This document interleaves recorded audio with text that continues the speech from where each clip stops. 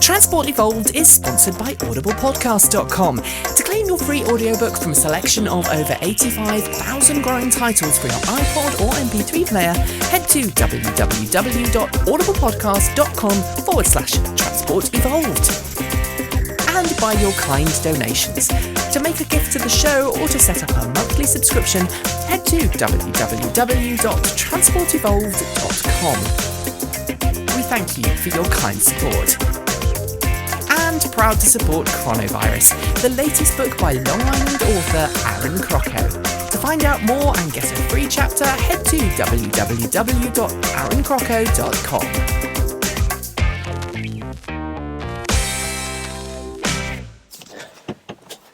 Good morning, good afternoon, good evening, and welcome. Hello. This is a very, very special pre-Christmas edition of Transport Evolved, isn't it, Mark? It is. What are we doing today, Nikki, while I try and navigate around? So we're in the Renault Kangoo Z.E. So this is a crossover between our usual charged up show.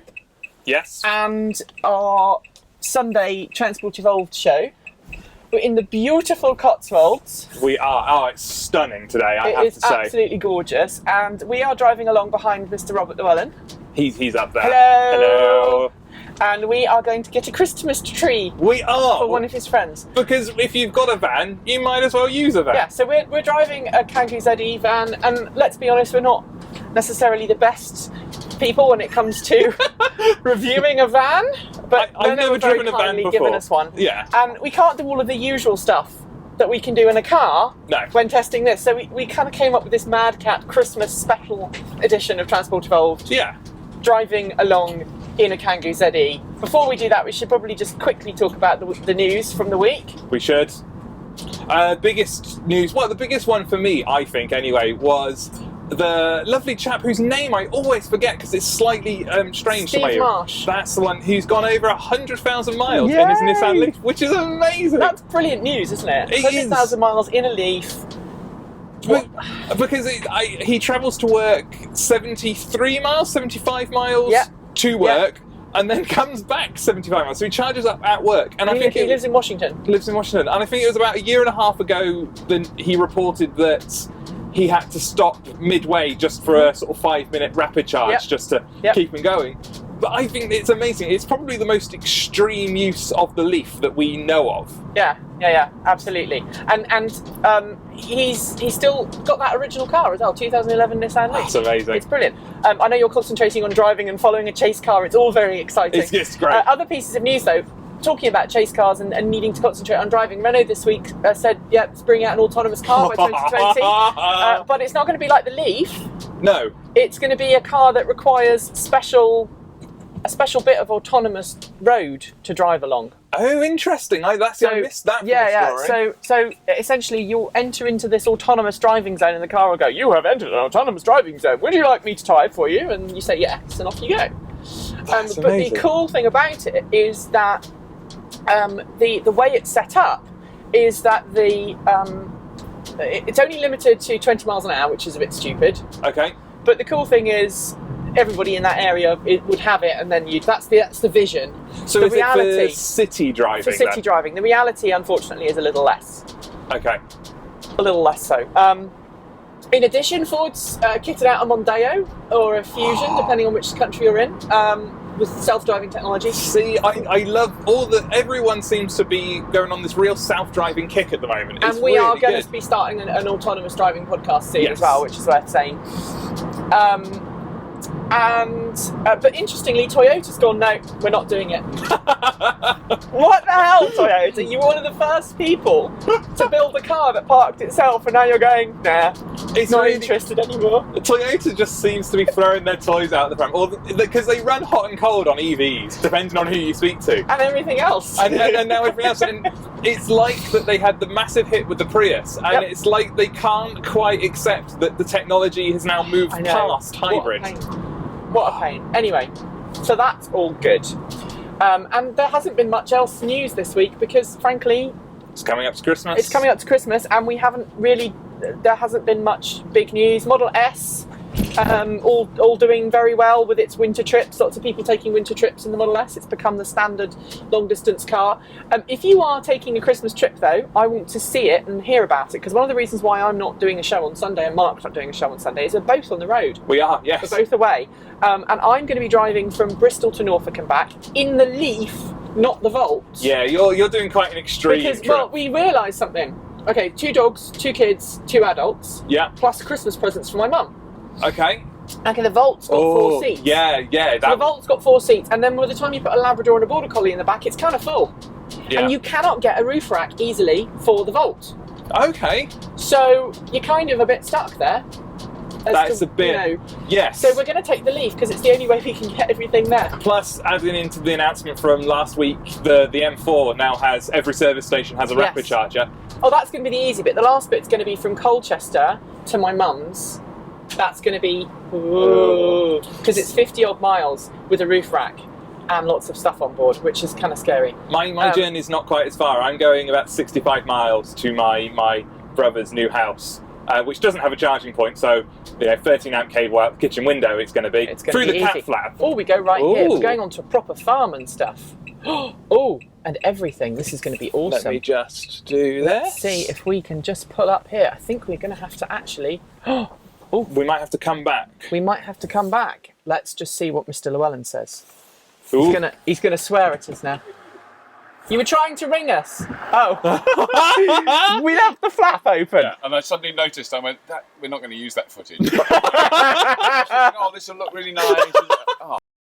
I was trying to ring you, and it's just, hello, this is Nikki. Well, we're recording, you see. Now this is all on camera. Sorry. That was professional. Well done. But yes, my trip isn't as far. I'm only going 65 miles. No, we're not going to leave the flaps open. No, we won't leave the flap open. I won't do that. That was silly of us. That's my fault, that is. I'm blaming you, yeah. Well, my fault completely. Yeah. Blame Nikki. Blame Nikki. Blame Nikki completely. We can probably crop the bit so we on the front of the car and the wavy bit. Yeah. It'll be fine. And we'll have all this footage now that's going to come up. Yes, absolutely. So, moving on. Yes. I was asking people to send us your details of your trip. So if you've done a long distance trip in your EV, I want to hear about it. Yeah, it would be really nice to have a collection of EV trip stories. Yeah, thought maybe we can do it as a special collage. Maybe take some videos. Maybe we can do all the videos. The other thing I want to know, in talking about Steve Marsh's thing, is how many miles our Transport Evolved fans have racked up in their EVs? Oh, that'd be awesome to know. Yeah, so if you know how many miles you've racked up, let us know. Which would be cool. We're waiting for Robert to pull away now. Yeah, because I don't know where I am. No. Is he leading us somewhere? Somewhere? We're ready. We are ready. I think he's on the phone. I think he is on the phone. I can hear it. It's like tinny phone. That's fine. Robert, get off the phone. It's fine. So, is there any other EV news that we can talk about this week? Oh, no, there isn't. Really? No, nothing that... Oh, Model S. Not Model S. Model X 2015. Oh, yes. Yeah, early 2015. E debuts at the... Can you see out the window? I can. It's fine. After this one, we should be fine. There we go. Let's get some wheel spin. No, I wasn't doing wheel spin because I learnt my lesson from the quick charge. Ow. Which hopefully is now out. Yes. We've got to put the quick charge out before we do this. Just realised that. We will do. So, anyway, this is completely bad. Model E. Model E. Detroit 2015. Oh, it's going to be exciting. What do you reckon it's going to have? I reckon it's going to be 45, maybe 50 kilowatt hour battery pack. Mm-hmm. It definitely won't be up in the 85 region. Or that might be an option, but it's going to start around 40, 45. And I think it will have supercharging. And other than that, I think it's going to be fairly sparse on the inside, because I don't see how Tesla can bring the price down and have the range, which is really what Teslas are about. Well, I don't know. And the safety. It's going to have the safety and it'll have the safety. So I don't think it'll have all the toys, but I think it'll be very interesting. Talking of which, GM is still saying, yeah, you know, despite their little kerfuffle with Nvidia, stopping investing in Nvidia, and my ears are popping, which makes this very difficult. You've made me scream. I did. Or more of a, I don't know what that was. It wasn't really a scream. It was kind of, oh, we're going to die. GM is yeah, we're still on track to produce that 200 150 to 300 mile range EV. Well, I mean, I laugh at that. But there is no reason that any manufacturer can't make a car that can go that long. Nissan have openly said for a couple of years, yes, we could make a 200-mile Leaf, and Robert Llewellyn nearly hit a pheasant. They could make a 200-mile Leaf, but it would price it out of the market that they want the Leaf to sit in. Absolutely. I don't know how much footage we're going to be able to use in this camera because it's wobbling so much. Wobbly camera. Alright, so let's talk about the van now. Okay. So, run us down the Kangoo Z.E. So it's a commercial vehicle. Commercial vehicle. Based on Z.E technology. Yes. Although I was going to call it the bottom level Z.E technology. It's got a 16 amp charger. It doesn't have the chameleon charger. Yes. Which is what I was getting very excited about in the quick charge, and then we worked out that it didn't. Or I worked out it didn't. So 16 amp charging. Yeah. Which means that we've had to do some charging foo this week because you don't have 16 amp charging at your house. No, I don't. I have driven 33,000 miles in my Leaf, and all of that has been charged by the 10 amp cable that came with the car. This comes back to these damned connectors. Yes. So your Leaf has a different connector to this. This uses Type 2. Yeah. Your Leaf uses Type 1. Type 1 or J1772 as you call it in the States. And if it was just the same, you could have charged up fine. Yeah. It would have been fine. And as far as I'm aware, it's the same protocol that talks to the car. It's literally the pins, where the pins are, is stop me. So that's been mildly annoying. And because it's a 16 amp charger, if I run it down and then take it to a public charging station with the cable that was supplied, it's 7.5 hours to fill up, which is a bit of a pain. It's frustrating, to say the least. But the actual vehicle to drive, it's quite talky. Yeah. It's got like oomph. It has. I'm in eco mode at the moment, so I can't really show that off. Turn it off. Hang on. It's off now. Throwing it back in the yeah, well, not quite. It's talky for a van. Now, it's limited in eco mode to 25 kilowatts, which we learnt this morning going up some of these hills in the Cotswolds. Yeah, talky enough for towns is what you need. It's not a racing car. It's a van.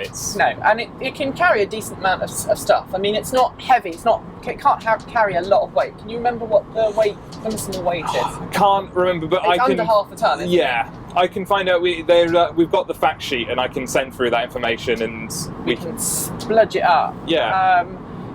The motor's 44 kilowatts. 44 kilowatts. So we said 16 amp charging. So it's 3.3 kilowatt onboard charging. Yeah. And it's got all the standard stuff for a van. It's very plasticky. You can get a telematics system. You can opt for R-Link system. R-Link, which is obviously a bit pointless in a van. Now, you've been really critical about this vehicle. I have, yes. I haven't. I know. So, should we do good cop, bad cop? Okay, do you want to go first as good cop? Okay, good cop. Well, no, I think bad cop first. Bad cop first.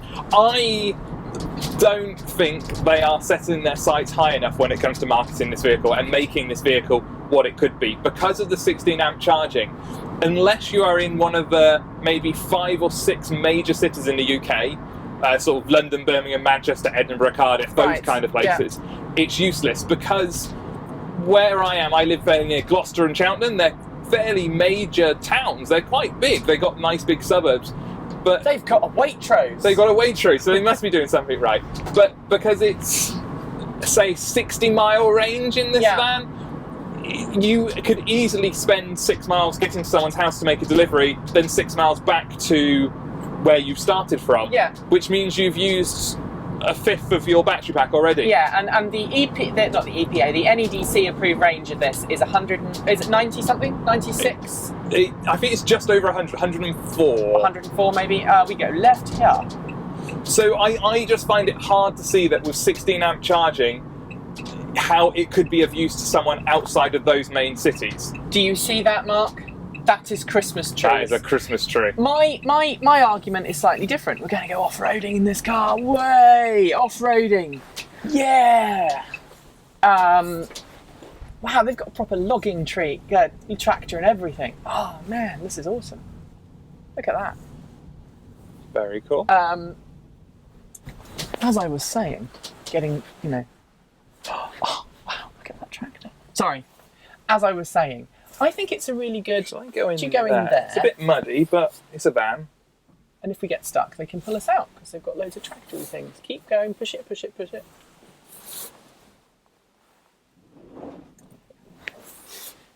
That was the mud on the tyres. Yes. So as I was saying, I think this is fine round town, and I think you have to be fair.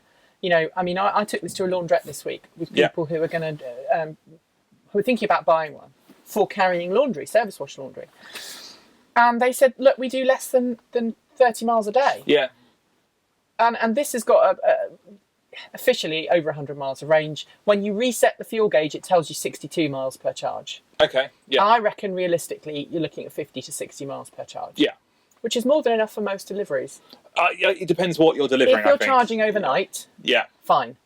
You know, this is not going to be your courier that you need to charge during. Yeah, if you need to charge during the day, that's where this then stops working. All right, we need to go and get the Christmas tree and let Robert have a drive. But we will be back later. Bye bye. Bye bye.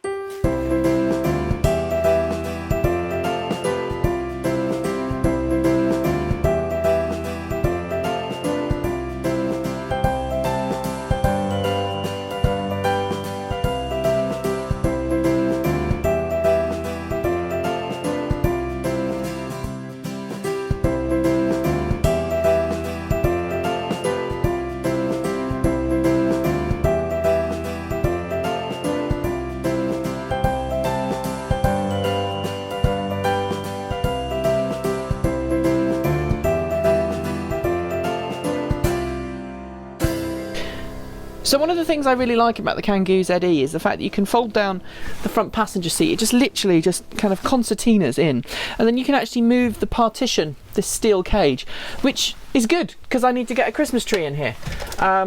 So we've just stopped in the middle of nowhere, and I'm gonna just, I need to take my handbrake off. There we go. The wonderful thing about this van is it really has a lovely tight turning circle. It's really lovely. It really is quite gorgeous. And sounds a bit like a steam train because it's got some mud on it at the moment, but that's fine. It's a gorgeous day, it really is. In eco mode, you really do notice on these hills that the van is a little bit sluggish, but that's because it's limited to 25 kilowatts. And even now, after going up and down hills, we've not used 3/8 of a charge yet. We've used about just over a quarter. We are at a point where, even though we're climbing these massive hills, it's still saying 47 miles of range, but my foot is in fact flat to the floor, or at least flat to the return spring, and it's so bright and sunny I can barely see. It's gorgeous, it really is. I wish you could see the view behind because it is absolutely bloody amazing. It really is. It's very lovely. What a wonderful place in the world to live.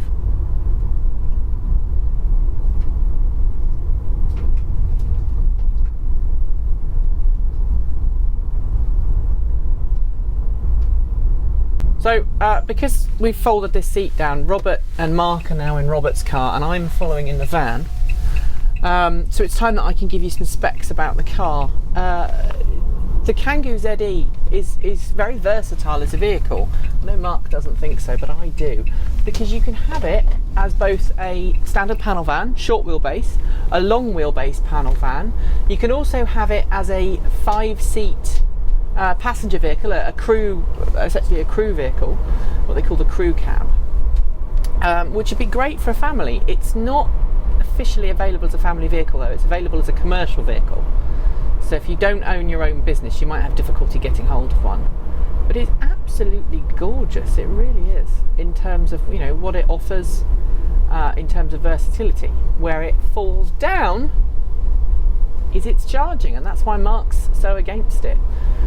I'm much more sunny towards this van, than I am a lot of vehicles, and the reason behind that is this, and it's dead simple.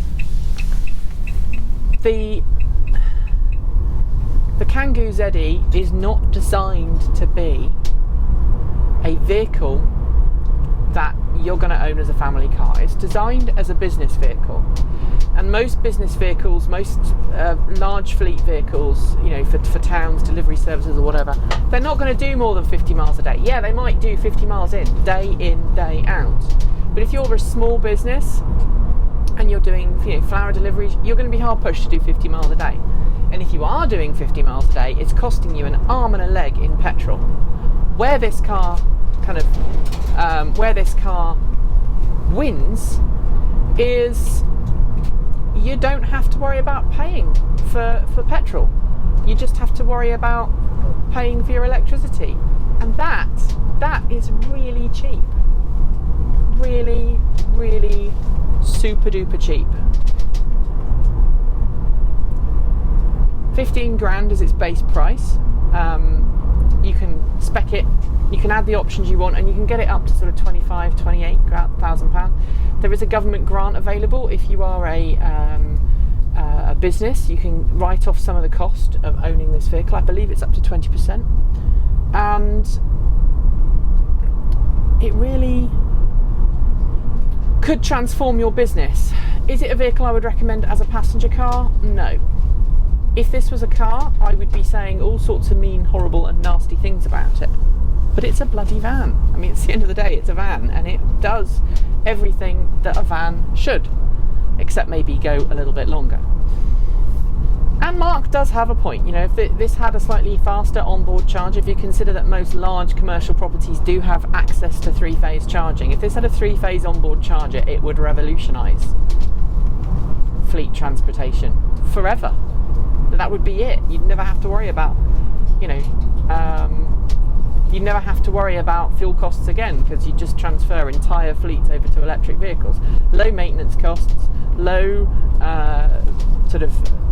fuel costs, and you rent the battery packs. You wouldn't have to worry about the battery going wrong. It's a bit of a no-brainer, and that's all I can say. I like vans. I like commercial vehicles. I know Mark disagrees. Sorry, Mark.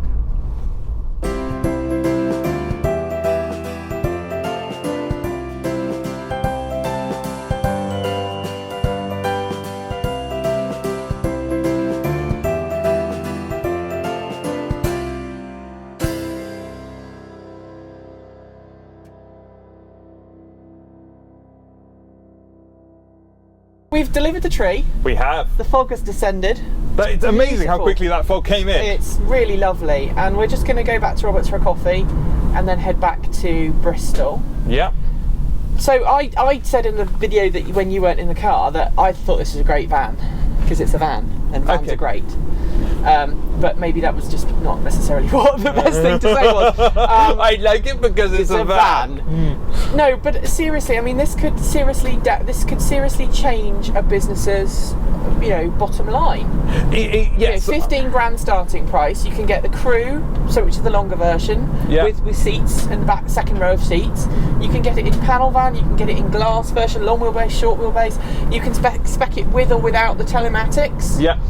So this is the base model, which is about 15 grand, isn't it? And then there's a 20% government grant, I believe. Yes. For it, which is brilliant. Yes, I mean it's a bit anemic. But it's a van. We're in the blinking Cotswolds, Mark. Yeah. We've been going over hills and up and down until Tesla comes along with a pickup. So we're going to do marks out of 10 on it. Is there anything else you want to say about it? I would have liked to, if we could, and it was something I tried to work out but couldn't figure out with all my charging needs, was loading up. I'd like to know what it felt like with a load in the back. I mean, we've driven it with a Christmas tree. Because it is a bit bouncy. Yeah, that's, and I want to see if that gets dampened down. Yes, it will do, because I've driven one full before, and it certainly smooths it out. But it's also a case that in this setup, it can be, the steering can sometimes be a bit vague as well. Yeah. And I guess the only other concern that I had for it from a van point of view is that when you turn the heating on, the range doesn't change. No, it doesn't. Although, optional petrol heater. Optional petrol heater, yes, which is amazing. Which we don't have in this version. But I mean, it would be useful if you were in a colder climate. You know, as I say, if you own a business and your delivery needs are modest, this van is going to cost a lot of money initially. But if you're willing to put in the money for that initial outlay, it'd be a brilliant vehicle. I agree. If you're in one of those niche markets that I think it would work out. Niche, as you keep saying. All right, let's give it marks out of 10. Oh. Can I go first? Because I normally go second, and then it causes problems. I'm going to give it a 6 out of 10. Okay. Now, as an electric vehicle, 6 out of 10. As a commercial vehicle, 7 out of 10. Interesting. If it had better charging, it would be 8 out of 10. Yeah. I'm going to give it the 7 because of the versatility. Okay. You can spec this out pretty much the way you want it, and that is a really important factor that I think a lot of EV manufacturers lose. You can rent the battery pack, which for a business, that's what they're going to be interested in. Most of these vehicles are going to be fleet leasing, not purchased. Okay. Which is going to help them in the bottom line.